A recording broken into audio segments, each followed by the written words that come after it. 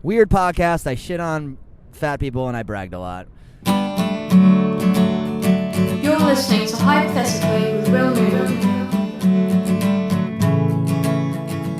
Good morning, good afternoon, good evening, whatever time it is where you are. Thank you for listening to Hypothetically with Will Noonan. That's me. I'm coming at you right now from 95 South. I am heading to Cumberland, Rhode Island, home of Cumberland Farms. I'm drinking Cumberland Farms coffee, and I'm driving there to do a gig, and I don't know if you can hear it in my voice, but I am sick. I'm battling a bit of an illness. Long-time listeners of the podcast will know I don't get sick very often. I haven't done a lot of episodes of this show where I talk about being sick. I mean, once every couple years. But, excuse me, doing much better today, but I was sick as a fucking dog last night. I did a Don't Tell comedy show on Newberry Street, and it was a great time, but I was like, while I was there, I was feeling really tired, and like the coffee wasn't doing anything, and just feeling kind of out of it. Then I did the set. The show went fantastic. It was actually a super, super, super rad time.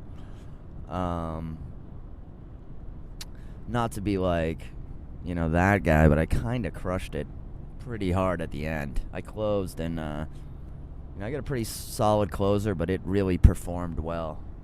I almost don't even take credit for it because it's just a good joke more than it is a good comedian who tells it. I mean, I wrote it, but I feel like that joke was given to me by the universe to help me continue to be a comedian or something. Sorry, I am fucking not even high right now, but I've been babbling like a weirdo all day because I had a huge fever last night. I was fucking...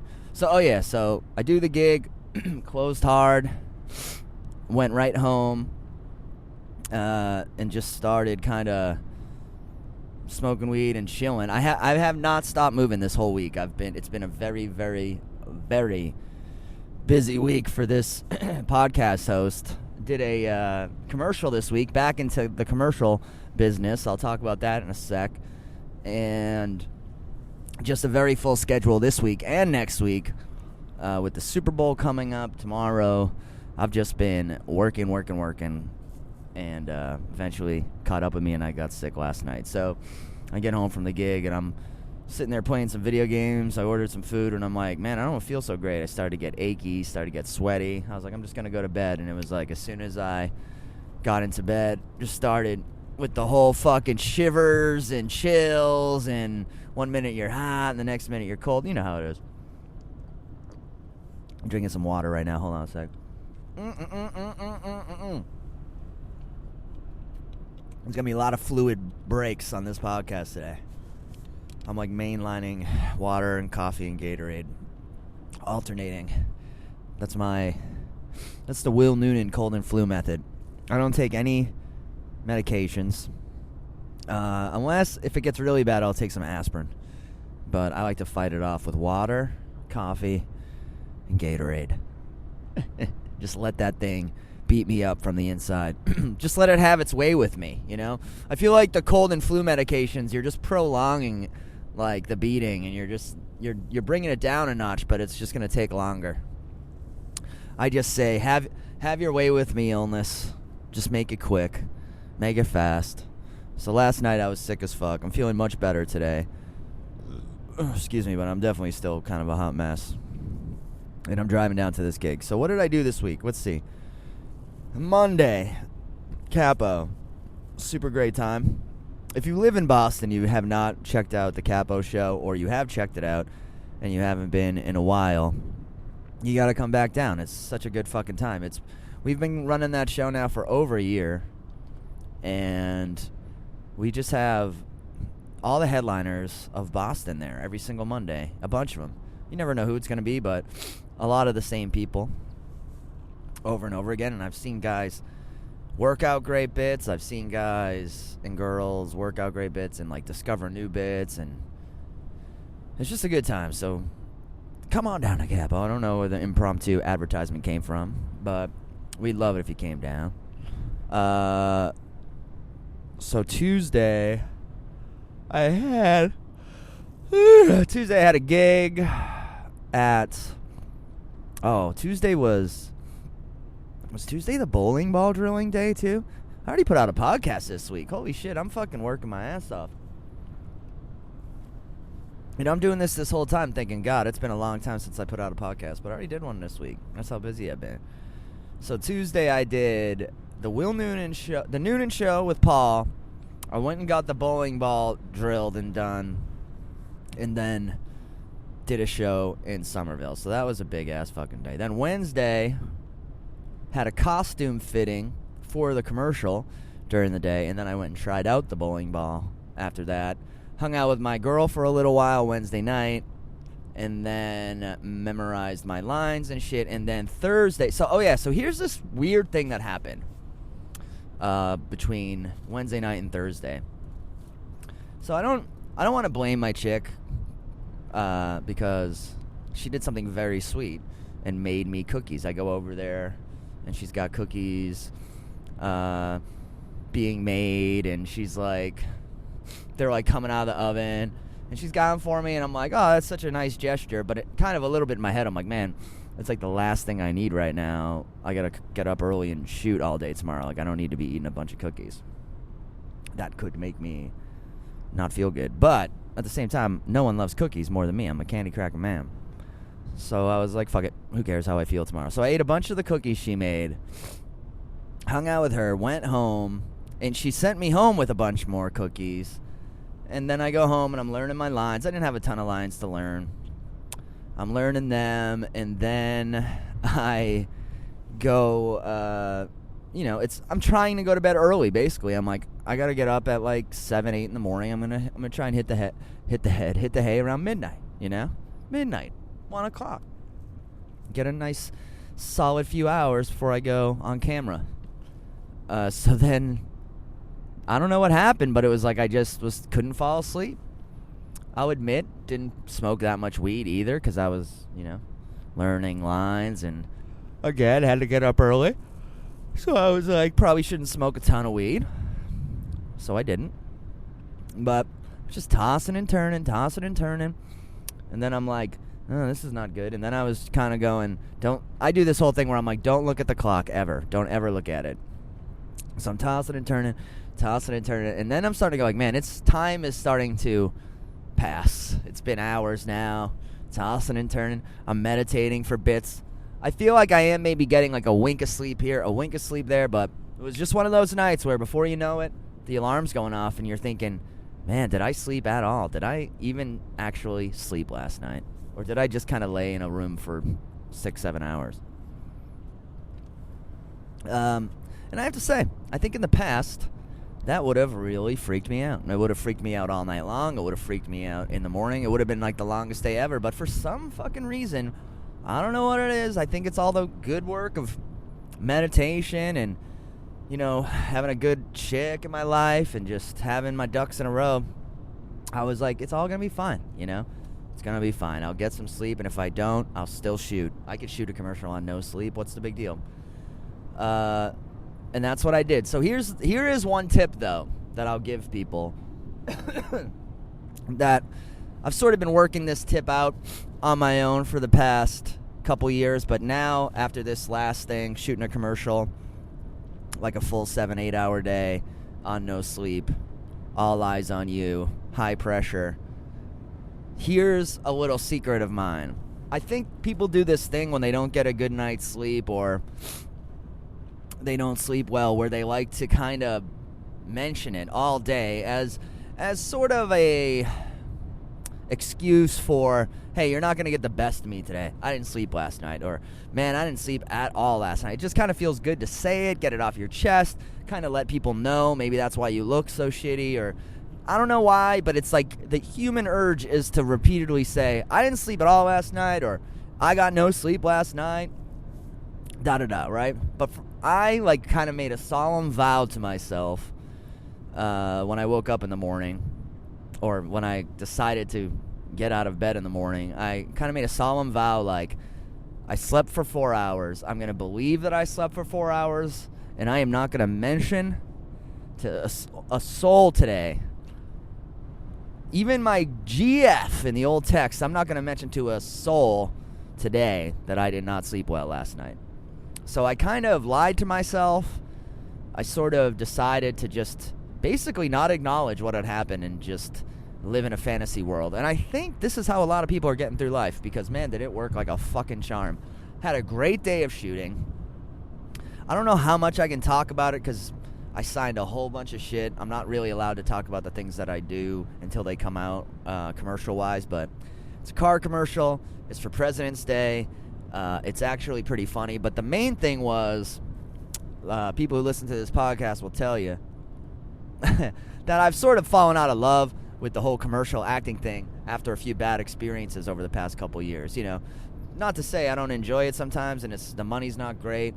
The money is great, and it's always kind of fun and cool to do a good one. But a lot of them are trash, and they're long days, and people treat you like, it's just, there's always a moment, even on the great days, there's always a moment where someone says something like incredibly insulting or infantilizing to you, and you just like are like an actor's life, you know. But I was just sort of, over the past couple years, focusing more on stand-up, trying to make my money there, and only taking the commercials that are like offered to me, or I think I talked about this already on last week's episode. But this experience may have erased all the damage that the asterisk experience did, because it was a great day. They shoot the way like people should, which is just hard stuff first. Keep the camera running. Don't overshoot. Don't shoot stuff that you know won't make it in. Like, it was like an efficient, hard-working, professional day. I enjoyed the shit out of it. No pricks at all on the set. Everyone was cool. So that gave me a lot of like hope that maybe I can survive in that industry, because it is kind of fun, and I actually think I am good at it, because I was like, man, I hadn't even gone on an audition in like a couple months, and then I go on one and I didn't get it. I was like, maybe that's a sign I should be going out for more shit. But I think these commercials will be on in like all over New England, so you might be seeing them out there, and you'll know it's me for sure. You will know. So that's cool. I'm excited to have those come out. Experiences that day that were kind of funny. So here's like the kind of thing I'm talking about. The woman who did hair and makeup on that shoot was older, in her 70s, and very super sweet, motherly type lady. But ladies like that, they don't fucking give a fuck about telling you, like, man, she was like, you look tired. What's with these bags under your eyes? Do you smoke? All right, I'm going to spray a little brown paint on your bald spot here. Don't move. Like, funny stuff like that, you know? So I enjoyed that, but it was funny to, like, sort of work with her, because we had, so there were some wigs involved in the shoot, so we kind of had to work together on a couple things, and it was funny. I enjoyed her a lot. She kind of reminded me of David Letterman's mom. She was like a sweet, older lady, costume designer. Was also a Buddhist, so we were hanging, talking about Buddhism and different Buddhist Rinpoches and Ram Dass and all that shit. Alan Watts. And then the director was a guy I'd worked with once before on a documentary he's working on, and all these people I see in auditions for years, and you eventually work together. But anyway, good fucking time. Oh, funny things that happened on the shoot. My buddy Chris, who's the bartender at Capo on Monday Night Comedy Night, happened to be working on the crew that day. He's sort of the new guy on the film crew, just getting into that business, so that was cool to have him around. And that big shoot that I always talk about, that was the big fucking disaster with the asterisks and the costume, there was a guy from that shoot there, but he was with me, and just as... he kind of made me feel better, because I was like, listen, man, let's talk. Was I out of line that day? Because it was the first time I've ever kind of been snappy on a set or anything, but that was just... I had to do something. I had no one in my corner that day. I had no one to protect me. He was like, no, you were... I mean, I don't think... That's the tough part about being an actor. Like, no one... When you're shooting something, like, no one will tell you the truth most of the time. It's hard. People really treat you like a baby, because it's kind of like... they want you to be in a good mood, and they want you to like be light and funny because that's what the shoot requires, you know. So people kind of like baby you a little bit. Do you need anything? Do you need anything? Because they're afraid you're gonna like, you know, get sad and then you won't be able to produce the takes. That's all it is, I think. So even like the slightest bit of, like, I was biting my fingernail kind of like absent-mindedly, and the makeup lady was like, are you nervous? Are you nervous? I was like, no. I mean, in general, am I nervous? Yeah, I think I'm a nervous dude.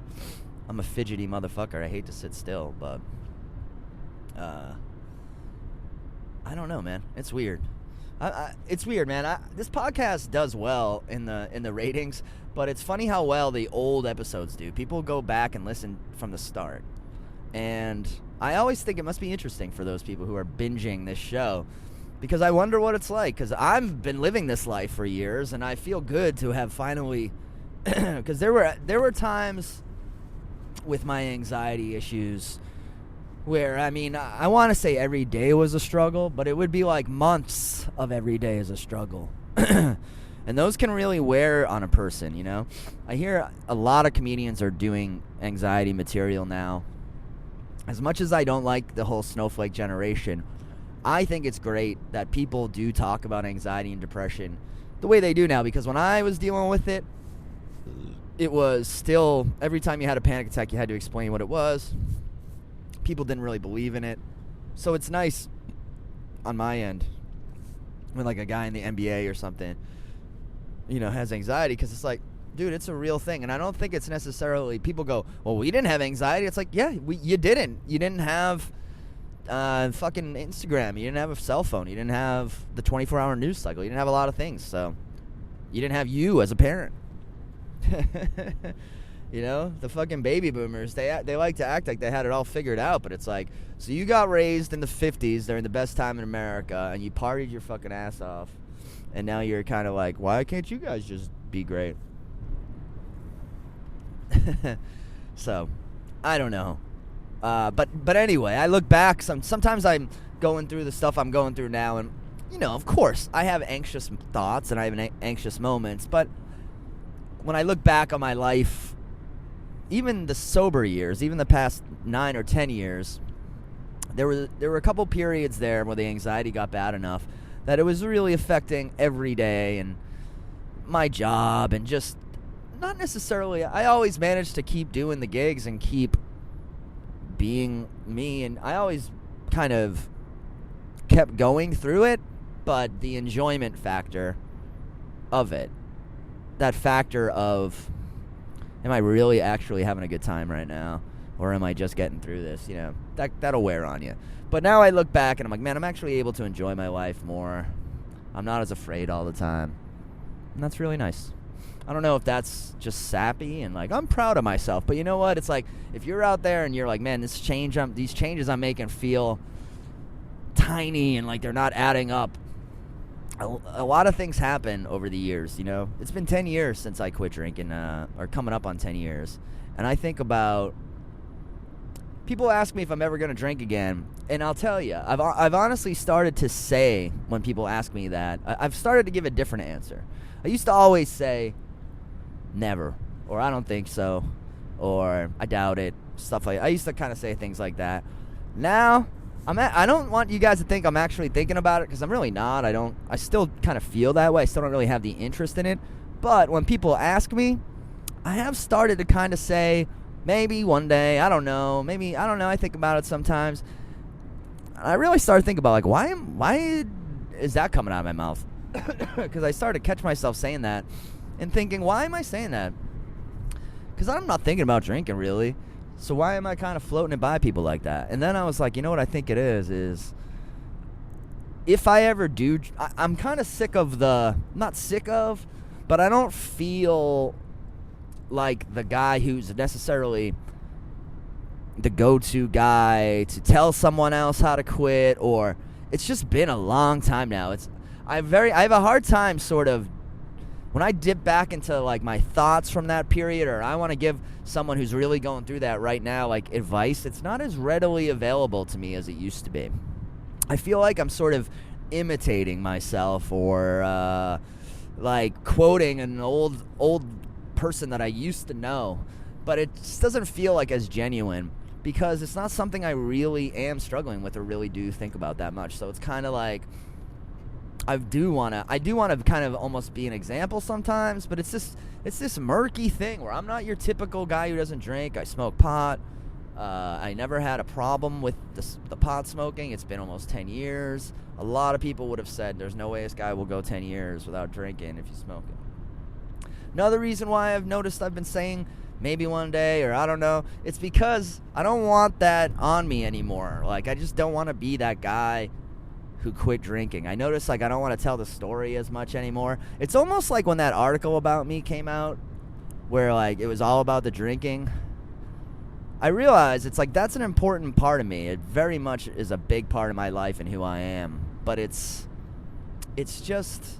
just feels kind of like somewhat disingenuous to sort of lean on it anymore because I'm just in a different world now, man. Because I was explaining that to someone at the shoot. They were like, I took my Zoloft in the middle of the day, and she was like, how do you like that? And I was like, I don't know. It's kind of hard to say because I've been on it for so long, and I started going on it because I used to have a terrible panic disorder, but that was before I quit drinking, started running, started meditating, and became a full-time professional comedian. Like, a lot of good things happened in that time.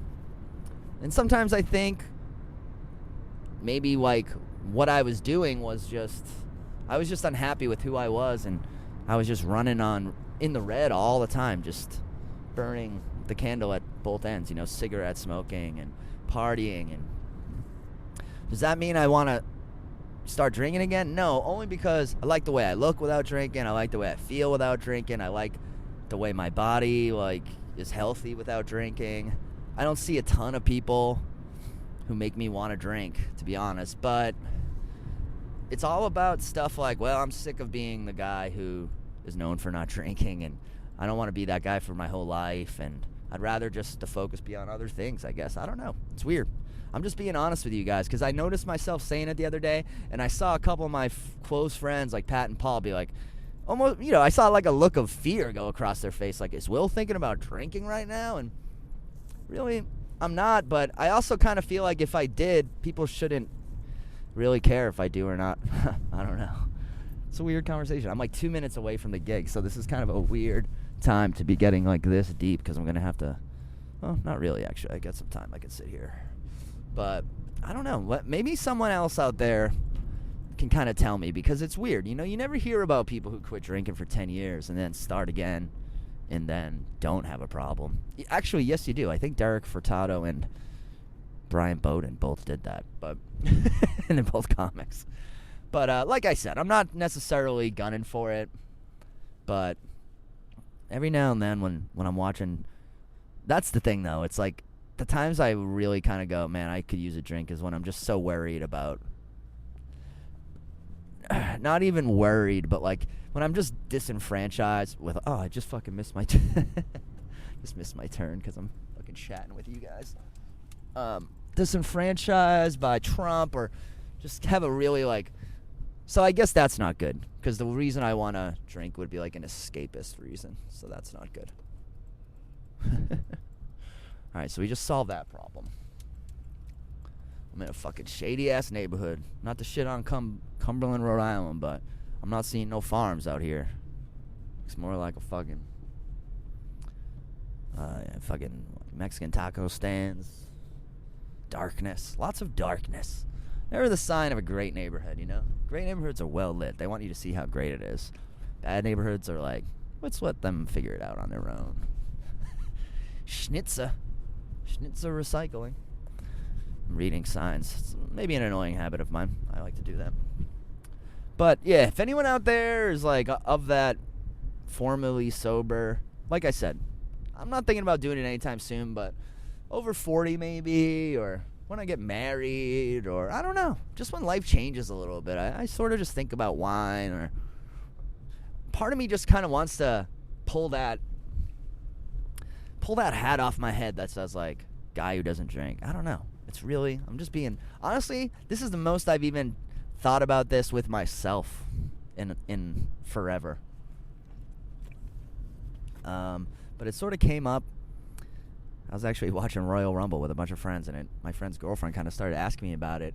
And to be honest, I was like, I'm kind of annoyed by these questions. Not her asking me them but it was just the 55,000th time in my life I've been asked about drinking, and I was just kind of like, I'm starting to kind of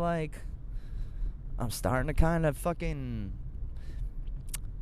A, not want to talk about it, but B, like, not even, I'm feeling disingenuous, like, with the advice I'm giving or things I'm saying. Because I used to really love to be like, people would be like, hey, I heard you quit drinking. I'd be like, oh, man, best thing I ever did, like, it was so good, blah, blah, blah, blah, blah, blah, blah, blah, you know? I'd have, like, a million things to rattle off. And now I'm much more like, yeah, it was a good idea, yeah. I love running. Well, I do a lot of things.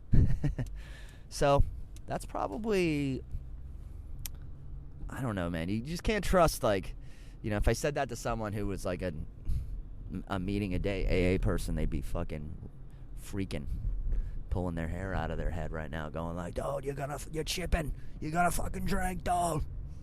Dude, you fucking hear yourself right now, dude. You're practically fucking already drinking. So, something I've kind of been bouncing around the old brainski. All right, now I'm in actual Cumberland. I think the town I was in before was not Cumberland. So now I am in Cumberland. I take it back. Pretty nice. And well lit. Twosies. Well lit as fuck. Cumberland Town Hall right next to me. It is funny the first 3 letters of this town are cum. Oh, what a nice fucking guy. Thank you. Thank you. It would be funny if there was like a tradition in Cumberland, like when you say facial instead of thank you. Facial. All right, here we go again. This is one of those gigs where I'm like, there's a gig around here? Feels pretty much just like I'm gonna die. This looks like a house. Oh, nope, found the place. I tell you, man, there's comedy venues and halls and shit hidden all over this great country. This great nation of ours. Ooh, fucking, where am I tonight? Clube Juventud Lustiana, Cumberland, Rhode Island. Already a packed fucking parking lot. Sometimes I gotta, just like I take not drinking for granted, sometimes I take how cool being a comedian is for granted. You know? Last night I was working with some younger comics, and I was like, you know, I've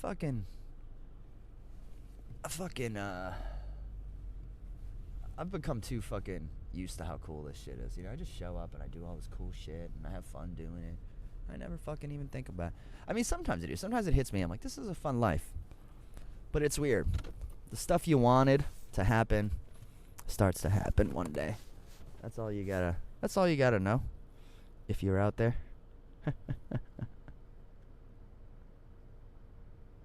Anyway, you know what? I'm here. I got like 10 minutes to kill, but I'm gonna do it by looking at my phone, and I'll record the rest of this podcast on the way back from Cumberland, Rhode Island, and I'll let you know how the show goes.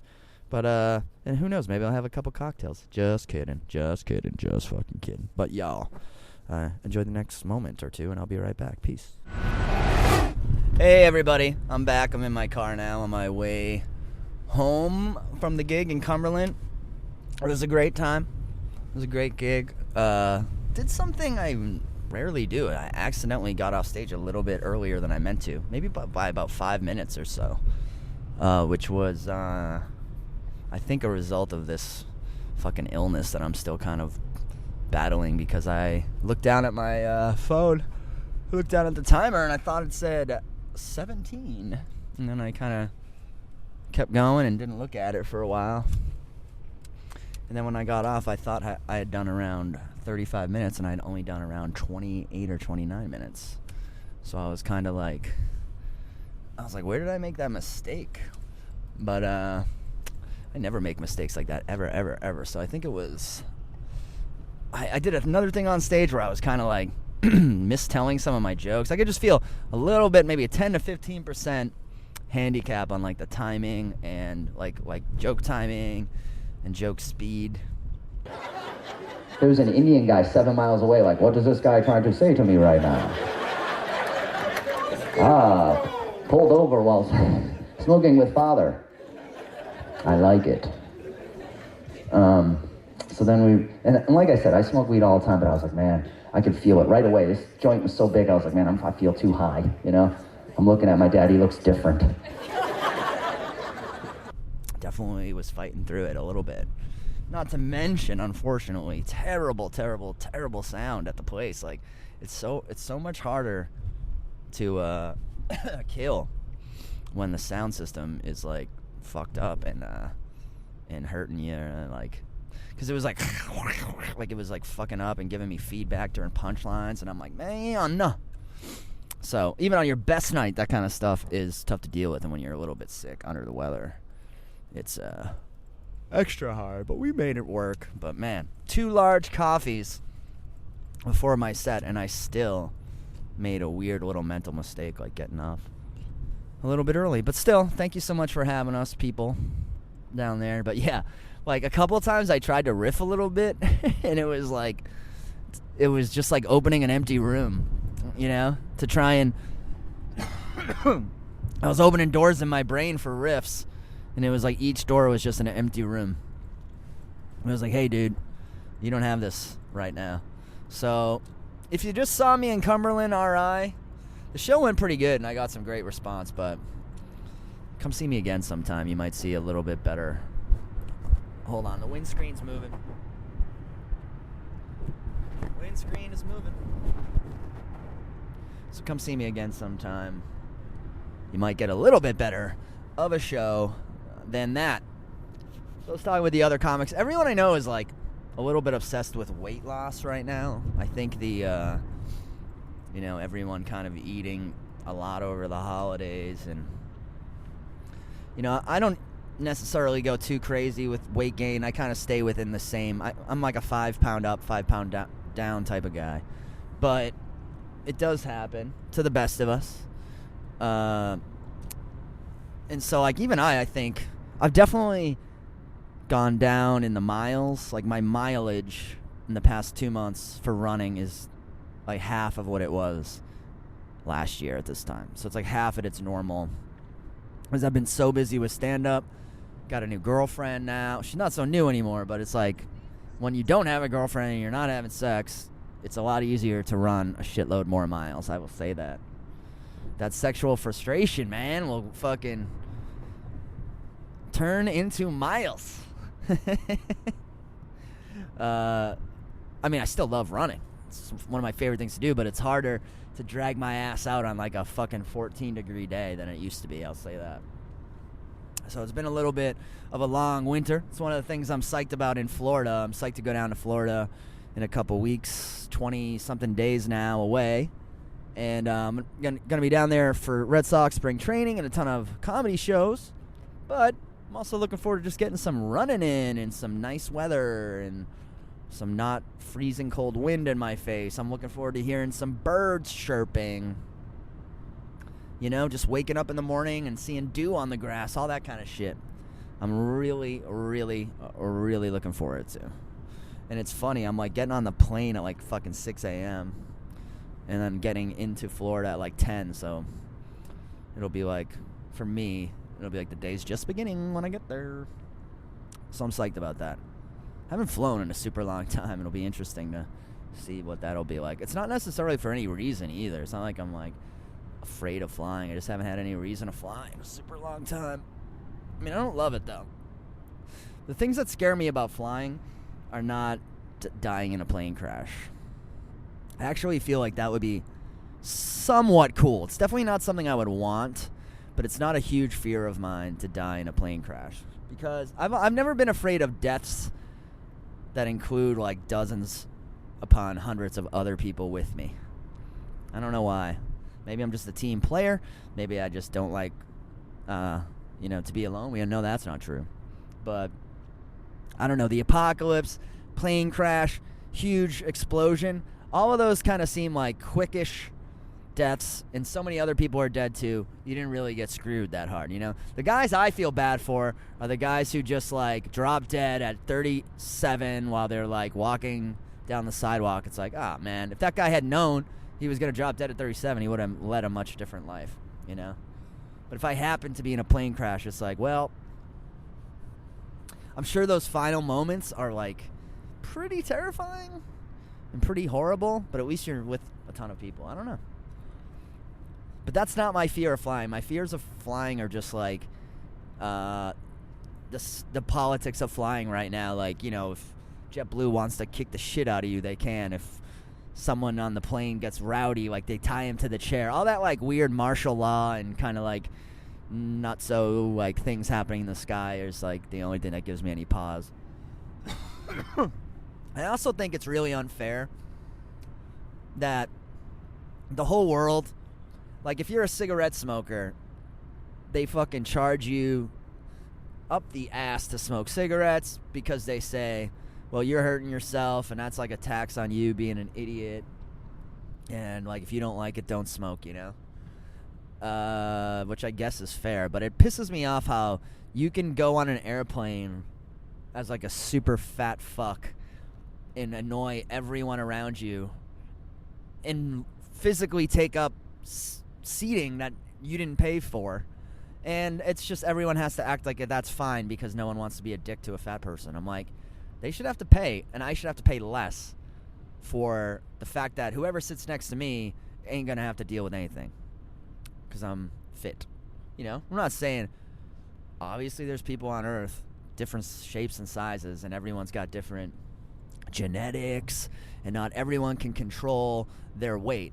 I'm not talking about, you know, people who are just, you know, 20, 30 pounds overweight. I'm talking about the, you know, American obese out there, of which there are thousands. And hey, I got a great metabolism. I've had a good life with it. I don't really have a ton of fucking complaints about my weight and stuff. So that tis a struggle I don't know too much about. But I feel like it's a kind of a fucked up system where you can, like, for example, there's people on that plane with emotional support dogs because they get panic attacks or whatever on airplanes, right? So my whole thing is I just want to have a good flight. Now, if I sit down and there's, like, a fat, smelly dude with his gut coming into my seat and my, you know, like, it's taking up a bunch of my area and it's, like, it's seriously affecting my flight. Like, shouldn't that not be cool? Like, if someone's allowed to bring a dog on so they feel comfortable, maybe I should be able to not sit next to a dude who's, like, in my seat so I can be comfortable. I know this is not, like, a unique take. I know a lot of people are pissed about this, but I heard someone the other day, I don't want to say who it is because I like this guy, but he's like a sports journalist who I follow and like, but he was on Twitter talking about how he hates people who recline on airplanes. And this is, like, a thing I've heard a million times. My brother's like this, too. He's like, oh, people who recline on airplanes are, like, fucking dicks. I'm like, what? First of all, it's called being tall. Like, you need all the room you can get. And also, what, like, the person behind you, if they're so fucking fat that your seat going back is, like, going into their body, maybe they should lose weight. Or at least think about that, you know? At least think about maybe the fact that you're bigger than most people, and that's why you're affected by a recliner coming into you. Now, hey, have I smoked in my life? Have I drank in my life? Do I smoke weed? Of course. And do I think some people cannot help it? They're just fat? Of course I do. I think some people are just, that's their body type. But unfortunately, I think you should have to pay a little bit extra on an airplane, you know? If you're going to affect the people around you, I had to pay a little extra to smoke cigarettes. I got to pay, like, more taxes if you don't have health insurance. Like, there's penalties in life for making bad decisions. You know, if you overdraw on your bank account, there's all types of penalties everywhere else. There should be a little bit of a penalty for, like, hey, man, if you want to be fat, that's cool. But unfortunately, we got a little bit of a fat tax because it affects everyone what you do. A little insensitive. Not the coolest thing I've ever said. But that's, like, my only fear about this flight is, like, man, I hope I don't have some huge fat fuck next to me who's going to, like, be affecting my whole 3 hours. I won't be able to, like, move without touching this guy. And it's, and everyone wants to look at you like, hey, I'm sorry, I'm fat. Like, don't get mad at me. It's like, well, I've changed a lot of things about myself. You should try and change some things about yourself. They also really need to just make bigger seats on airplanes, like, or I hate to say it, but they should have, like, sections too by weight. Have, like, just like they have first class and economy class, they should have, like, plus size class, average weight class, skinny class. Like, skinny people, you could make even smaller seats for us. My ass. You could fit me, fucking Vanna White, a couple anorexic teens. You fit us in, like, 2 chairs. But I definitely think that's something they should look into, because it's just fucking unfair. It's unfair to the people who, are just trying to fly around the earth and work and do things. There's a big epidemic in this country. I was at Target today. Holy shit, is everyone so fucking fat? I was at Target today, and I was watching this. There's a mother, a father, and the kid, 2 kids. And the 2 kids aren't fat yet. And the mother and the father were, like, just huge asses, And you're like, this is the sign that you guys weren't born to be fat people. Like, you're just doing this to yourself through sheer laziness, fucking eating a shitload. And it's gonna, like, lead to a shitload of bad health problems. My chick works in the healthcare field, and it's like, it's funny how that stuff. You go into the doctor, they'll tell you everything but you're fat. They'll be like, your blood pressure's high, let's get you on some meds. They will lightly try and get you to lose weight, but they'll. It's funny how it's become kind of rude to really tell someone that they're fat. I'm not necessarily saying, like, I think this can be misconstrued as, like, a woman having, I'm not demanding that everyone on earth runs 5 miles and gets 6-pack abs, and that people in their 40s and 50s aren't allowed to have guts. People do what they do. I'm just saying, when it gets to the point where you're now coming over the chair into someone else's chair, at the movies, on airplanes, on elevators, like, you gotta consider that. Consider what you're doing to the world. Wow, Will, just shitting on fat people. That's a new one. I'm telling you, I'm not great tonight. Like, my riffs on the show were terrible. I got off 5 minutes early. I don't know what the fuck is going on. I definitely still feel a little kind of cloudy in my dome. Haven't smoked any weed. Not gonna. I might do, like, a little bong hit when I go home, but I'm just keeping it fucking classy. But anywho, what was I going to say? There was some stuff I wanted to talk. Oh, I was reading. I think I talked about Hikikomori last week. I did.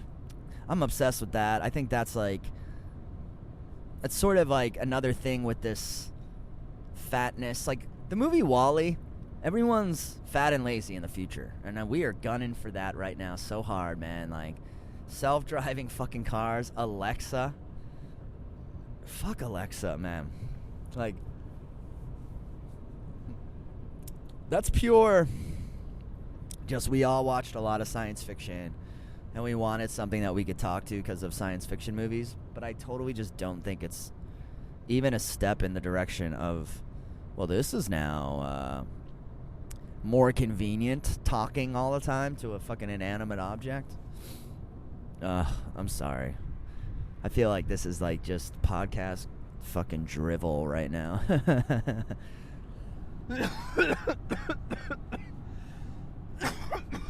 Sorry, guys. At least I'm putting them out, though. Putting out some peasies. What?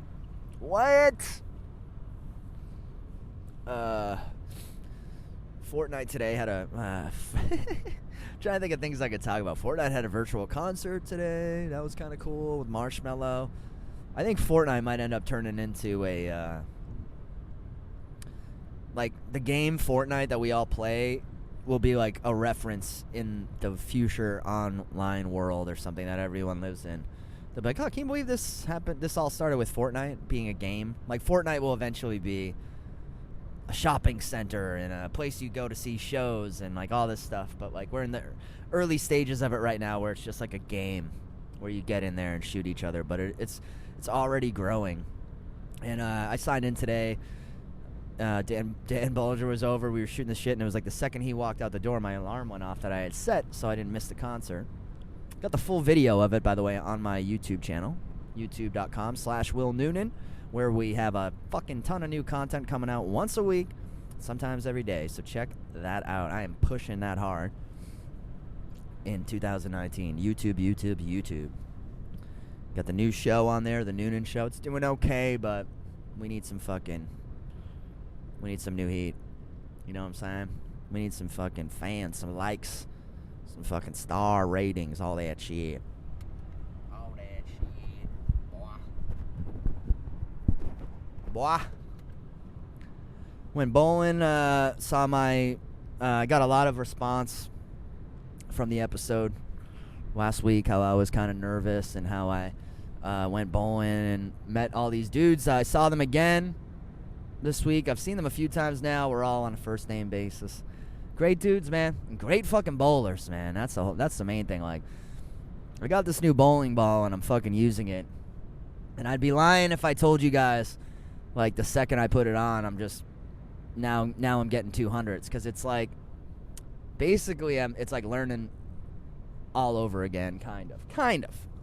Definitely much better at bowling than I've ever been, but the new ball is taking some getting used to. I've only played 2 sessions, 12 games with it, and I've had moments here and there of it doing what I wanted to do and doing that cool hooking motion, and definitely like the way it feels in my hand, but it's like definitely like starting all over again. It's so fucking weird to go to the bowling alley and sort of have frustration, you know, like when it's not working. And Joe, you know, one of the old dudes there, he's always like, just have fun, Will. He can tell. Like, it's so funny how I think that I'm so cool and that I'm hiding everything. People always can tell when I'm frustrated, like within fucking 10 seconds. I must have one of those faces where I don't hide things very well, because people are always like, you alright? When I'm not alright. And I hate it. I'm like, yes. Leave me alone, will you? Like, leave me alone, will you? But anywho, making the drive back now. Got to get my car inspected soon. I'm terrified about that. I got a few things I got to get in order. I'm back in the American insured, though. My health insurance kicked back in again after fucking defaulting on that for a while. So that was kind of funny. Like, yesterday was the day I had health insurance again, and I got sick. You know, not sick enough to see a doctor, but I got sick immediately. I got a cold. And as I had the fever last night, I mean, I was pretty sure it was just, you know, cold and flu season, cold type shit. I wasn't really worried about it. But part of me was like, man, if this is like some crazy illness and it kicks in the day I fucking got health insurance, that would be either incredibly lucky or incredibly unlucky. I can't even decide which one it is, you know? But I do know a guy who, like, didn't have health insurance, like, a bunch of his life. Finally was like, I'm getting old, I should get health insurance. And then he got it, and it was like 2 months later he got some crazy kidney disease, and he was talking about how, like, thank God he had health insurance. I remember the guy saying that to me years ago and being like, damn, bruh. Oh, you know, one of the things I wanted to talk about, this is how I'll end the podcast, was intros and stuff. I was texting a buddy of mine who was at the show last night because I was like, I don't think this female comedian likes me that much, only based on the intro she gave me last night. Because I got some good credits, you know, at this stage of my career. Been on national TV a couple times. Been on Sirius a lot. I'm on Sirius all the time, you know. I got fucking won a couple awards. You know what I'm saying? Got a few credits you can throw out there. Or even just a generic, this guy's killing it here in Boston, anything like that. But sometimes you get these intros that are a little bit like I feel like they're a little bit sometimes of like a fuck you intro. Like, if someone gives you an intro where it's, like, your worst credit or, like, a credit that's not very... Like, I always hate it when people go, like, this guy's got a podcast called Hypothetically. I'm always like, don't use that as my credit. Like, none of them know what that is, probably. And if they do, like, they don't give... Anyone can have a podcast. Not everyone can be on Laughs on Fox or Gotham or the Anthony Cumia Show or one of the other cool things I've done. But it's not something I think about a ton. But it is something I kind of sometimes will notice, like, if the same comic gives me kind of like a crappier intro multiple times, I'm like, oh, maybe they don't like me very much. And that's like their little way of sort of showing it, right? So I was texting this comic today on my drive. I was like, I don't think she likes me that much because of the intro she gave me. Because it was just like, this guy, I was the closer of the show. It was like, you guys ready for your closer? This guy hosts the show every Monday in Southie. Put your hands together for Will Newton. I was like, that's the credit? All right. I don't think she likes me that much. And then after the show, she was like, still don't really understand what she was trying to say, but I think she was trying to tell me that she doesn't understand why people laugh at my closer so hard. And I was just kind of like, I'd never thought about this girl disliking me, to be honest. And then all of a sudden I was kind of like, huh. And then I really didn't think about it again because I got sick and all that shit. But then when I was driving to the gig, it popped back into my mind. And I was like, I'm going to hit up my buddy and see if that's true. Now, he, to his credit, was like, I know for a fact she likes you. She doesn't have any ill will towards you or anything. It was probably nothing. So I was like, good. And I wasn't, like I said, 50-50 kind of like joking, noticing, but also kind of like wondering, does she have a problem with me? Because I never like it when people have a problem with me, to be honest. I don't think anyone likes it, but I try and live, what Buddhists call a right life, and I try and live karmically and treat people as I'd like to be treated. And, of course, nobody's perfect, and we all make mistakes, but sometimes I get this vibe because I do stuff with Cumia and that I have different personas, maybe on stage and off stage and all kinds of shit. Sometimes I get a vibe from the young lady comics when they first meet me that they're expecting like a mega racist or something like that, because first of all, I don't even think Cumia is like that, but they don't know who he really is. They just know that show by like, they know he's related to Gavin McInnes, and that's all they know, you know? And they know I go on there, so I must be weird too. So sometimes you gotta meet people and hang out with them a little bit until their fucking opinions of you make any sense to them or you or anything. But I thought it was kind of funny, you know, how the intros in comedy do kind of, you know, you can tell when someone is really happy to have you as like a guest on their show when they give you like this amazing, we're lucky to have this guy intro, and you can tell when someone is a little bit like, this guy thinks he's hot shit, but I don't.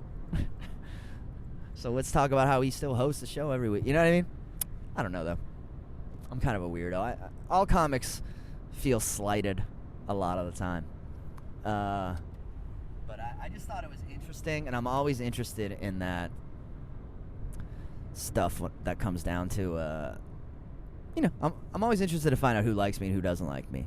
There was another comic who told me she was intimidated by me for a while, and I find that to be shocking. I don't think of myself as a very intimidating person at all, really. And I don't think many people do either, because definitely whoever, fans of my comedy or whatever, aren't intimidated. They come up to me like, you know, without intimidation here and there. But I don't know. I mean, I remember starting comedy. I felt like I was intimidated by anyone who could get laughs for 5 minutes. So maybe it's that, but it's just something I'm thinking about on this cold January night as I am battling through illness. But on the show I did a little less time. I'm still kicking myself for it, but I think the host did too much time, and I know the headliner will crush, so it's no big deal, but that's a move I never, ever, ever, ever pull intentionally, and if I do it by accident, I'm kind of like, sticks in my fucking craw a little bit, so I owe that booker, who's not even really a booker, is like a gig passed on by another comic, but I owe him 5 minutes. He's gonna get it back from me. So anyway, Super Bowl Sunday's tomorrow. I guess I'll end talking about that a little bit. Patriots, I think, are just gonna win it handily. Hate to like jinx it by saying that, but I just think the Rams. I think the real Super Bowl was Kansas City. That was a way tougher team than the Rams, in my opinion. And I think we're gonna fuck them up. But you never know, man. I said that about Atlanta too, and while we did win, it was not easy. So anything can happen out there, as we all know. But I love Tom F. fucking Brady. This could be him and Gronk's last game. Who fucking knows? So many question marks. But I think the Patriots are going to win that motherfucker tomorrow. I'm looking forward to watching it. All right, guys. I'm losing my voice. I'm sick as fuck. Thanks for listening. Check out the new show, The Noonan Show. Subscribe, rate, do whatever you can. Check out, if you're bored, check out some of the videos on YouTube of the show. Let us know what you think. We're looking to make changes. We're looking to like do the best show we can. So if you see a segment that there's something you want on there and that's not on there, or there's something you see and you like, or something you see and you don't like, feel free to tell us anytime. You can email me at my website or leave comments on the YouTube videos themselves. Tweet me, whatever you gotta do. But we are taking notes from you guys because the show is for you. And we're happy to do it. So anyway, probably less than an hour this week. I don't know. Maybe I'll put a little stand-up in here. Because I fucking crushed last night, man.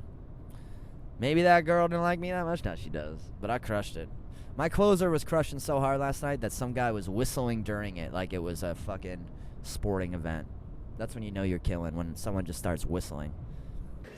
I'm shocked and saddened to be here today.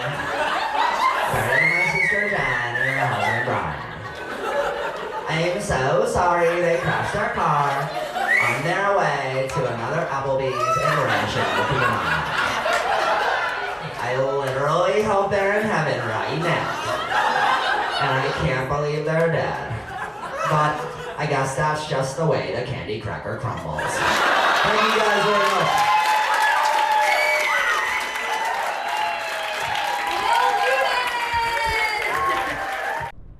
Some people just can't help themselves. Anyway, weird podcast. I shit on fat people and I bragged a lot.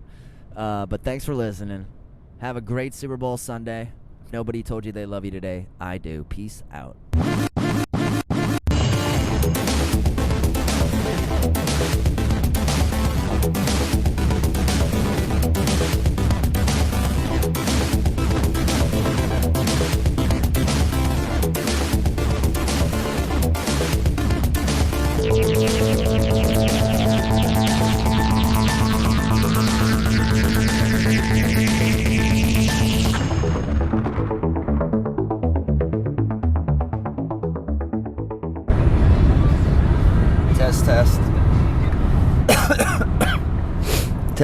Testing 1 2 3.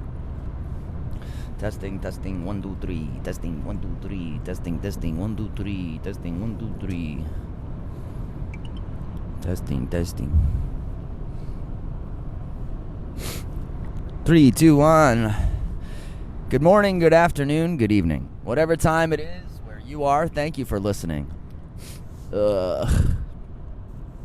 Sicko mode. 3 2 1. Test.